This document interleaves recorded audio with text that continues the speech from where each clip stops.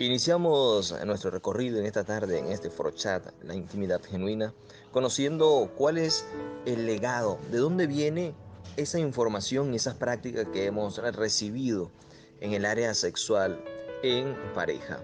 Es importante conocer que durante la época medieval, un periodo que se extendió por más de 1000 años, quien dominó en esta área fue la iglesia, el cristianismo.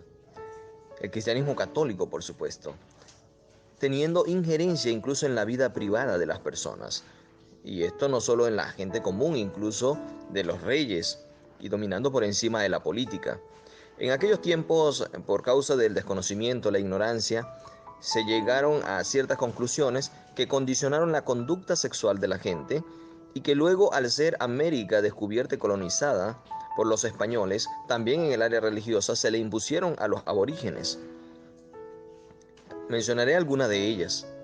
Se consideraba que la única posición aceptada para tener relaciones sexuales en un matrimonio era la posición del misionero, porque se creía que si se utilizaba otro tipo de posición, eso traía consigo niños con problemas genéticos, con defectos, con malformaciones. Y eso se le impuso luego a los aborígenes, ya que ellos no utilizaban esa posición. También se creía que era preferible, en el caso de los matrimonios, tenían a la esposa en la casa y la esposa solo era para la reproducción, el sexo solo era para la reproducción. ¿Les parece eso conocido? Incluso hoy hay personas de la iglesia y otros no de la iglesia que promueven que las relaciones sexuales son solo para la reproducción. Por esa razón se veían en la antigüedad tanta gente con tantos hijos porque el sexo era para eso, para reproducirse. Y si no era para reproducción, se prohibía la sexualidad. Entonces, ¿cómo hacía la gente con esa sexualidad reprimida? Se crearon los prostíbulos, incluso la iglesia propició los prostíbulos, porque preferían que la gente fuera a los prostíbulos antes que se buscara otras maneras de saciar esa ansia sexual, incluso con la propia pareja, porque con la pareja no se podía, solo era eh, para la procreación. Veamos cómo la gente siempre buscando o inventando cosas que Dios no ha dejado, termina practicando otras cosas que son peores.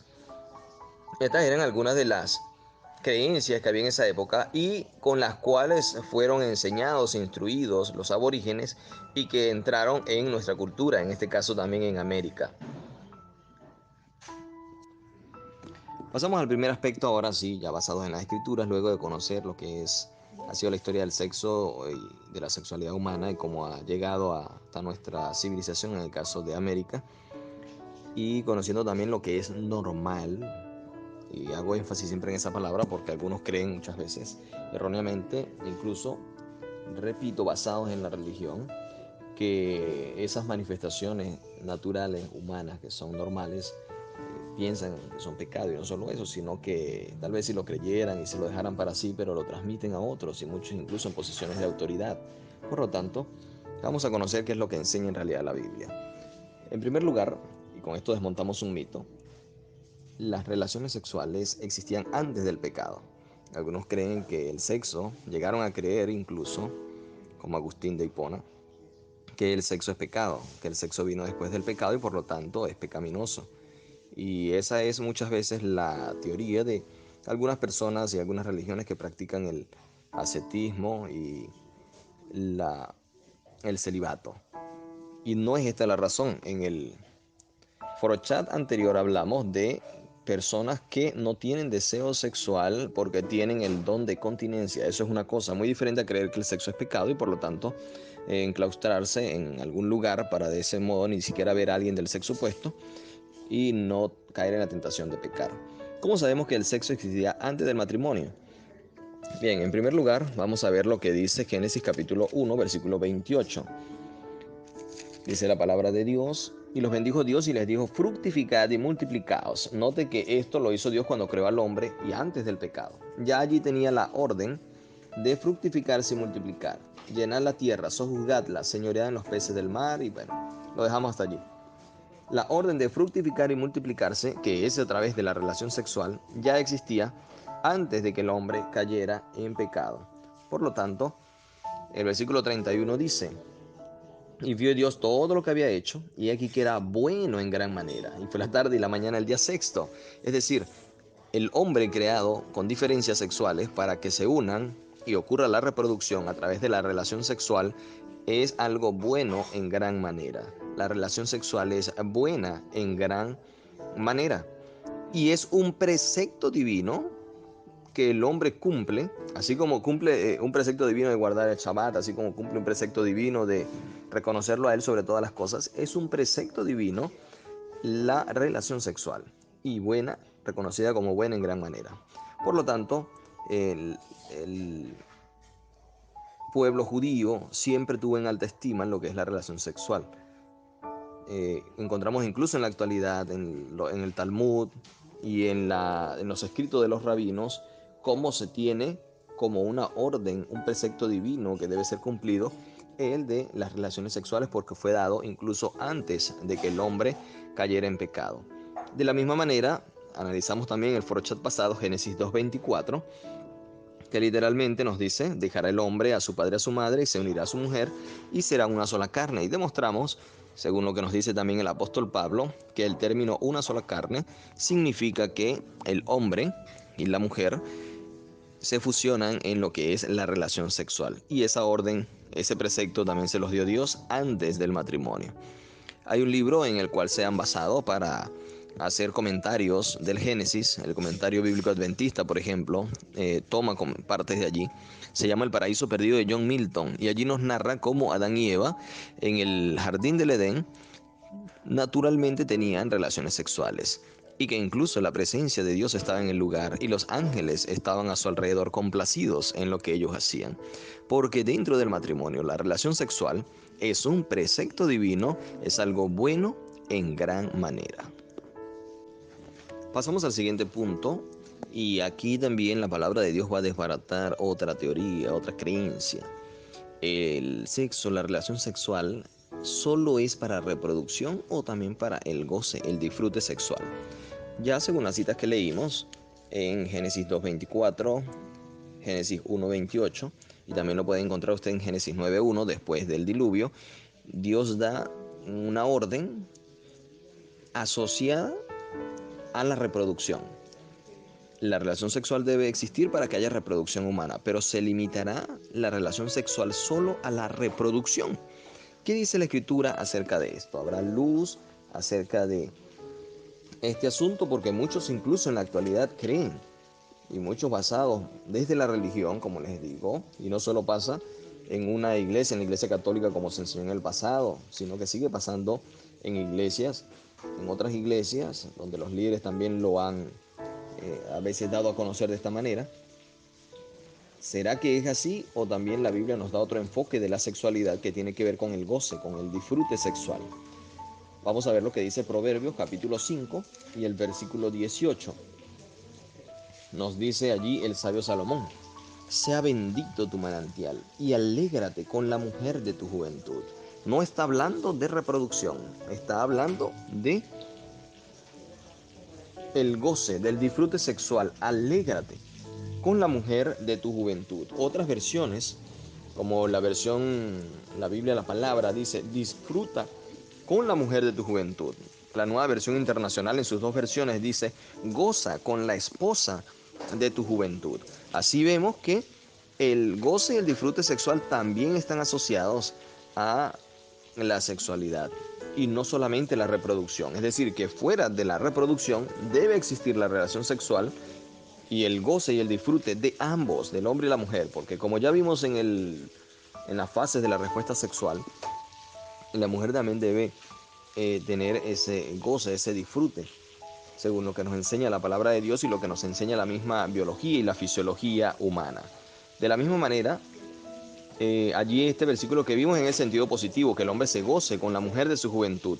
Pero en 1 Corintios 7:3 encontramos el otro sentido, que el hombre debe hacer también que la mujer goce y disfrute en la relación sexual. Es decir, la mujer no debe estar solo de manera pasiva, como si fuera una muñeca en la cual entonces el hombre va a obtener un disfrute a través de ella. No, debe ser recíproco.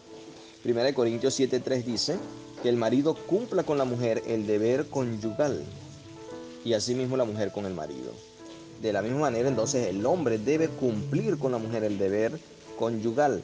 Algunas otras versiones dicen, como la Pechita, dice, el marido confiera el amor debido a su esposa. La Nueva Traducción Viviente dice, el esposo debe satisfacer las necesidades sexuales de la esposa. Vemos acá claramente con la palabra de Dios que la sexualidad no es solo para la reproducción, la sexualidad tiene que ver con el disfrute de ambas personas. Tanto el hombre debe hacer que la mujer disfrute y la mujer hacer que el hombre también disfrute de la sexualidad.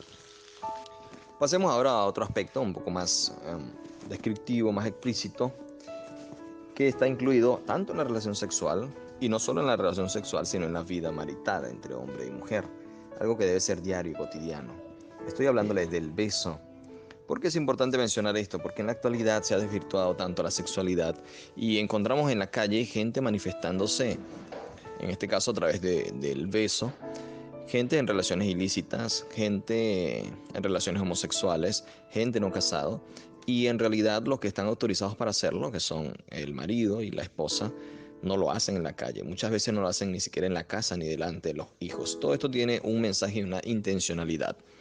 Porque esto lo encontramos que viene desde esa manera, viene dirigido a la sociedad de esa manera desde los medios de comunicación masivos, llámese televisión, llámese cine. Vea usted una película o una novela, ojo, solo le digo que lo vea para que compruebe lo que le estoy diciendo, no para que esté promoviendo el uso de esto y abuso, uso y abuso. Vea cómo se promueve el beso en las relaciones ilícitas y en las relaciones sexuales fuera del matrimonio. En cambio que si encuentras en esa misma película, en esa misma serie o en esa misma novela, las personas casadas, no es común que se besen los que están casados, sino lo común es que se besen aquellos que no deberían estar besándose. Eso es contrario a lo que la palabra de Dios hemos leído que nos autoriza. En Cantares 8, capítulo 1, encontramos que allí la persona, en este caso una de los cónyuges, anhela los besos de la otra. Dice, si tú fueras como un hermano mío, que mamó los pechos de mi madre, entonces hallándote fuera te besaría y no me menospreciaría. Anhelaba besarlo en la calle, no podía porque no estaba casado en la antigüedad. Incluso los casados no podían besarse en la calle, solo podían besarse los hermanos, personas de un círculo familiar muy íntimo. Pero anhelaba incluso hacerlo en la calle. Hoy en una cultura, en una sociedad que se permite, pues, ¿quiénes están más facultados? Pues las personas que ya son casadas.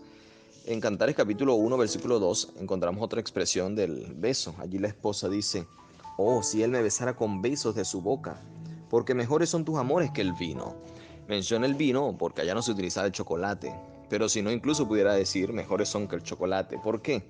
Porque se ha demostrado científicamente que el beso produce las mismas reacciones químicas, el mismo estado de excitación que produce el chocolate. Sabemos que el chocolate excita el sistema nervioso y este a su vez el cuerpo, y eso mismo ocurre en un beso. En Cantares capítulo 4 versículo 11 nuevamente nos habla acerca del beso. Nos dice, como panal de miel destilan tus labios, oh esposa. Miel y leche hay debajo de tu lengua, y el olor de tus vestidos como el olor del Líbano. Miel destilan tus labios, como panal de miel son tus labios. Nos dice la química que cuando ocurre un beso, se liberan también ciertas sustancias, incluso en la boca, y hace que los labios se sientan más suaves y también con un sabor dulce. Incluso la saliva de la otra persona toma un sabor un poco más dulce.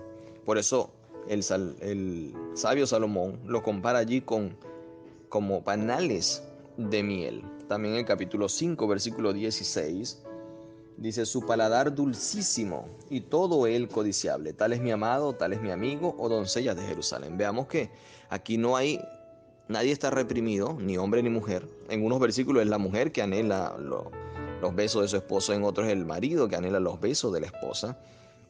Así debería ser algo normal, algo diario, algo cotidiano, donde esté presente el beso y a su vez, está presente también en la relación sexual, pero no exclusivamente en ella. Muy unidos al beso, tenemos también el abrazo. Continuamos hablando ahora acerca de los abrazos. El beso generalmente está asociado también al abrazo. No solamente, repito, en la relación sexual íntima, sino en la vida normal, diaria y cotidiana de la pareja. Cuando uno de ellos va a salir, cuando uno de ellos regresa del trabajo, regresa de realizar alguna labor fuera de casa, eh, en distintos momentos de la vida diaria. El abrazo, tanto el beso como el abrazo, transmiten una energía, y cuando digo esto no quiero que me malinterpreten, sino que transmiten una energía positiva, una sensación de protección, una sensación de emocional de estoy contigo. Más si una de las personas está pasando un mal momento, recibe una mala noticia, estoy contigo, no te preocupes, todo va a salir bien, no estás desprotegido, no estás solo. Ese es el sentido del abrazo. Entonces el abrazo, muchas veces unido al beso, debe ser practicado por la pareja no solo dentro de la relación sexual y no exclusivamente dentro de la casa. Repito, si alguien está autorizado para fuera de la casa darse un abrazo, es una pareja, unos cónyuges que están unidos por el sagrado vínculo del matrimonio. Nuevamente seguimos leyendo en el libro de Cantares, capítulo 2, versículo 6, dice: su izquierda esté debajo de mi cabeza y su derecha me abrace. Allí está mencionando la manera, podemos decir, que anhelaba, en este caso la mujer, que el marido le abrazara. Su izquierda esté debajo de mi cabeza y su derecha me abrace. Incluso está hablando de la cama. ¿Por qué? Hay parejas que tienen la costumbre de dormir uno en una cama y otro en otra. Uno en un cuarto, otra en el otro cuarto. Pero aquí vemos que esta mujer anhela de que su esposo esté con ella y estén acostados, estén durmiendo juntos y abrazados. Veamos, lo repite en Cantares capítulo 8, versículo 3. Veamos cómo allí nuevamente repite esa expresión. Su izquierda esté debajo de mi cabeza y su derecha me abrace. Aquí vemos que esas manifestaciones de cariño no deben ser algo casual, algo de vez en cuando, sino que es algo común en la vida marital. De la misma manera, en Proverbios capítulo 5 y el verso 20, nos dice allí el sabio Salomón: ¿y por qué, hijo mío, andarás ciego con la mujer ajena y abrazarás el seno de la extraña? O sea, ¿por qué buscar el abrazo en otra parte fuera si en este caso debes buscarlo es con tu esposa, con tu esposo? Debe haber más de este tipo de manifestaciones dentro de cada una de las parejas. Y esto, como dice allá en Génesis 1:31, es bueno en gran manera. Habiendo conocido esto, pasamos al siguiente aspecto y es descubrir el cuerpo, descubrir cada rasgo del cuerpo de la otra persona, del cónyuge. He conversado con muchas personas, entre ellas jóvenes y no de la iglesia, muchas de ellas fuera de la iglesia, y de algo que siempre se lamentan es del hecho de que han perdido su virginidad de la peor manera para ellas. La mayoría, por no decir todas las personas con las que he hablado, se lamentan de haber perdido la virginidad de la manera en que fue. ¿Y qué había en común entre todas estas personas, entre todas estas confesiones? Dicen ellas: ni siquiera se fijó en mi cuerpo, ni siquiera miró mis pechos, ni siquiera vio cómo andaba vestida. Simplemente el hombre iba era enfocado a el coito, a la penetración sexual. Y esto marca muchas veces psicológicamente a las mujeres por años después de su vida. Muchas incluso no fuertes que no son fuertes psicológicamente necesitarán hasta tratamiento psicológico para poder evitar conductas inapropiadas con futuras parejas. Pero la escritura nos enseña a que la relación sexual no solo es una relación coital. Cuando hablo de relación coital, me estoy refiriendo a una relación de penetración, donde el hombre penetra a la mujer. No, estamos hablando de descubrir, de conocer a profundidad, en detalle, cada centímetro, cada parte del cuerpo de la otra persona. Y esto es bíblico. Esto es lo que nos ha enseñado Dios a través de las Escrituras. Por ejemplo, vamos nuevamente a Cantares, capítulo 4, versículos 1 al 5, y veamos cómo describe allí el cuerpo de la otra persona. Es mentira que está describiendo a una persona con ropa, cuando nosotros sabemos, y más en la cultura donde esto se escribió y en el pasado, de que las personas andaban cubiertas, a veces incluso con el velo desde la cabeza hasta los pies.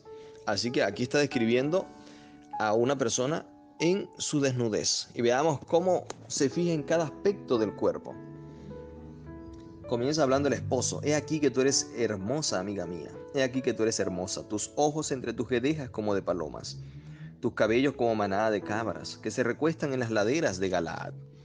Tus dientes como manada de ovejas trasquiladas que suben del lavadero, todas con crías gemelas y ninguna entre ellas estéril. Tus labios como hilo de grana, tu habla hermosa, tus mejillas como cachos de granada detrás de tu velo. Tu cuello como la torre de David edificada para armería. 1000 escudos están colgados en ella, todos escudos de valientes. Tus dos pechos como gemelos de gacela, que se apacienta entre lirios. Repito, en una persona cubierta no podrías describir el cuello ni el pecho de esa manera. Está hablando de personas que están sin ropa, que se descubren su cuerpo. El siguiente capítulo, versículos 10 al 16.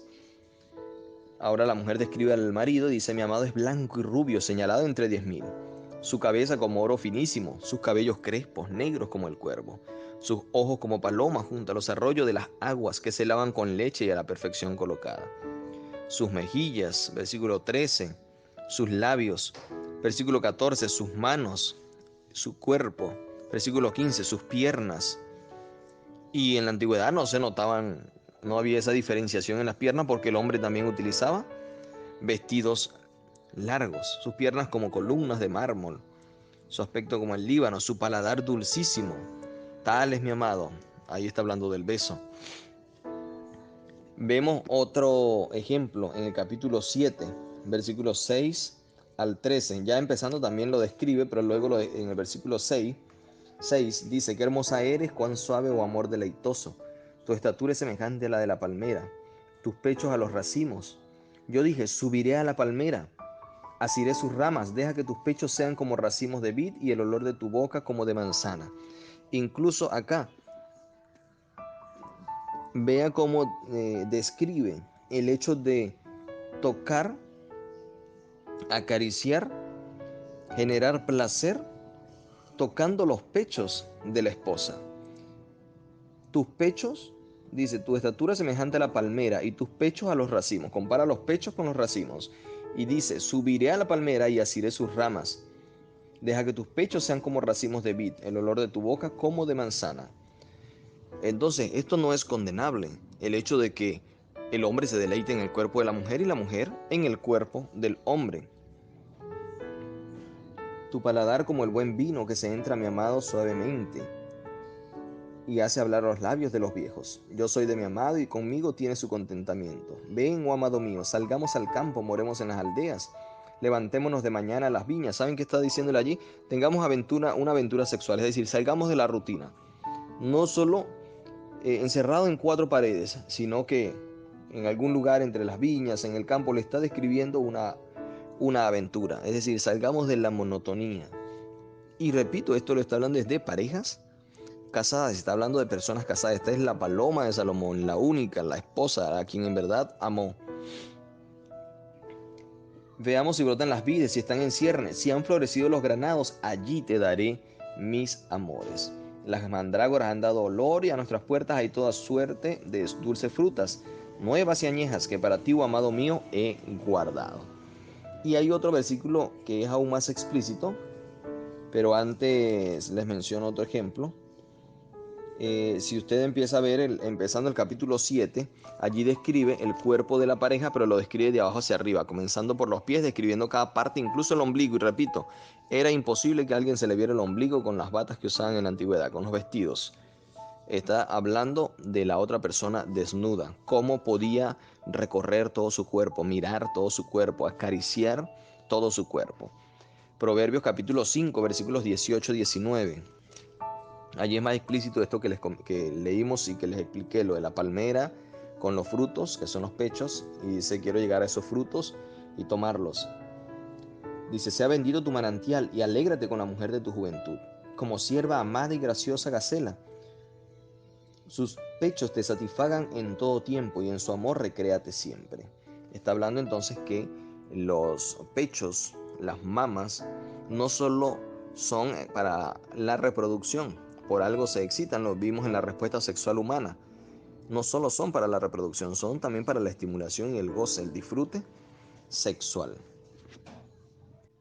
Continuamos y otro aspecto muy asociado con los anteriores es el hecho de las palabras, el tipo de lenguaje que debe haber dentro de una relación matrimonial.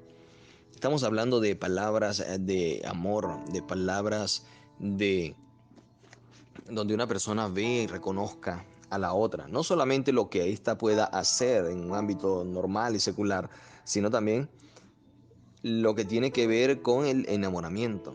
Recuerden que ya vimos en el Forchat 1 cómo Adán, cuando vio a la mujer, de una vez le dijo unas palabras bonitas que brotaron del corazón.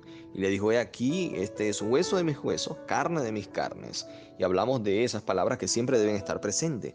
Lamentablemente, muchos la utilizan en el matrimonio, perdón, en el noviazgo, para obtener, en este caso, el amor de la otra persona.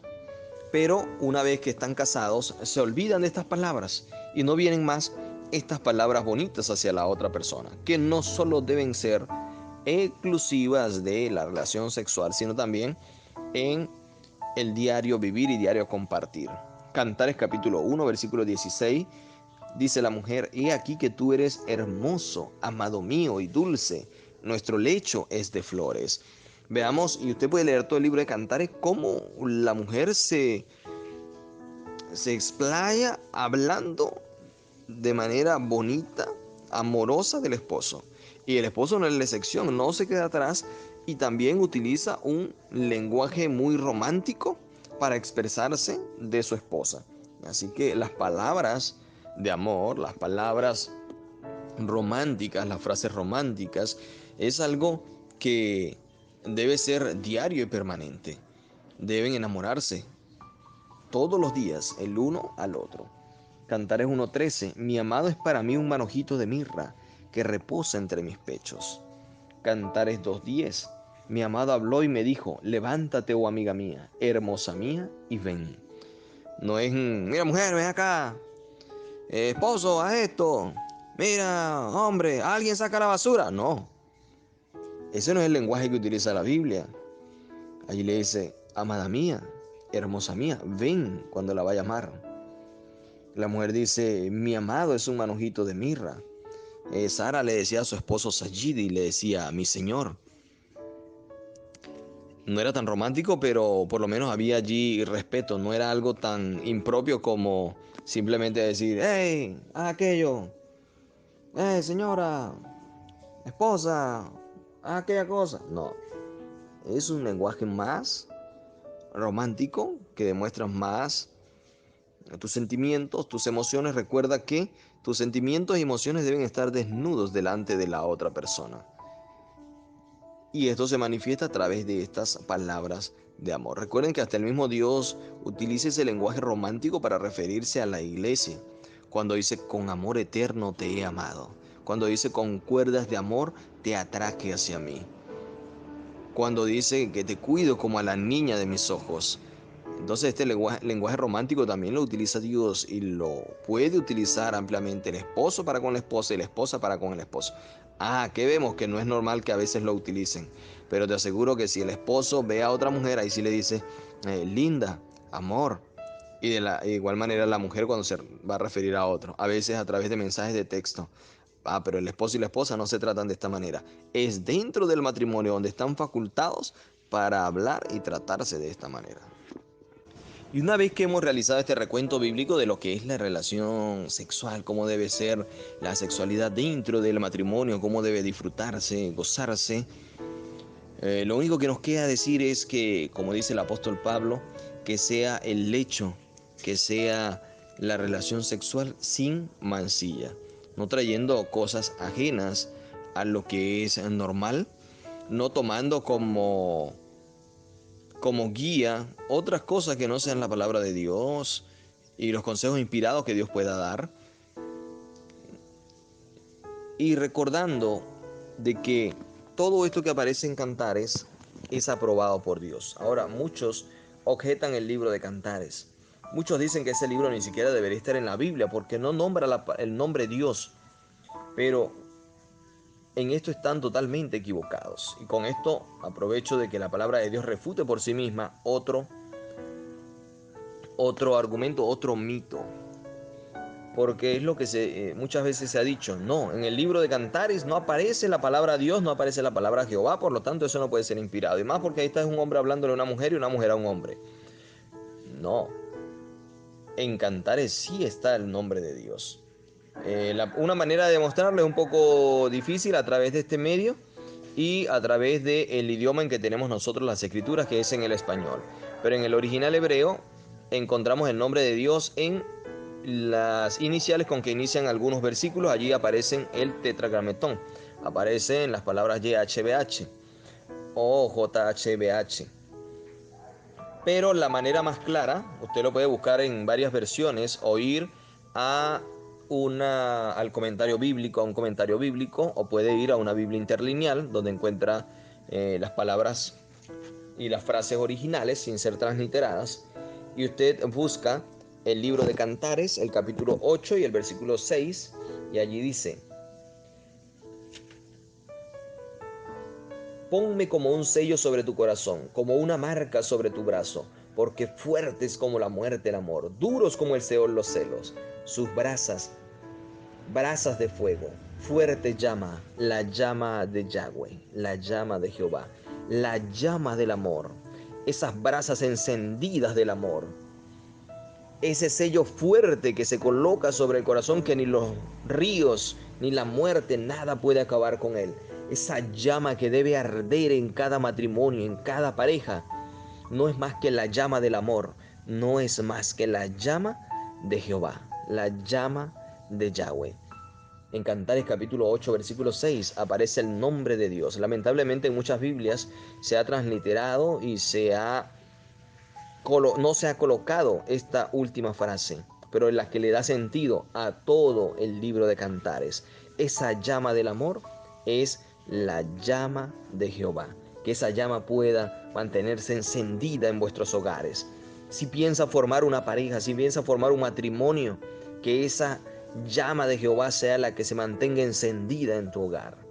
Si ya lo tienes y la llama se ha desvanecido, si ya tienes tu matrimonio, tu hogar y esa llama está apagada, que la llama de Yahweh pueda arder.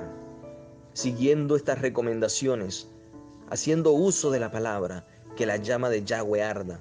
Y si la llama de Yahweh arde, no hay nada que la pueda apagar, que pueda acabar con ese amor. Porque muchas veces vemos matrimonios rotos, parejas insatisfechas, porque la llama de Yahweh no está encendida. La llama está apagada y la gente busca entonces en otro lugar y en otra persona esa llama que se extinguió en su hogar, en su matrimonio. Así que a encender esa llama, y no pensemos ni nos dejemos llevar por aquellos que opinan cristianamente, entre paréntesis, pero fuera de la Biblia, y hacen que esa llama se apague. No, es momento de dejar que esa llama arda también en nuestros corazones y arda en las acciones, pensamientos de uno hacia otro dentro de el matrimonio. Amén.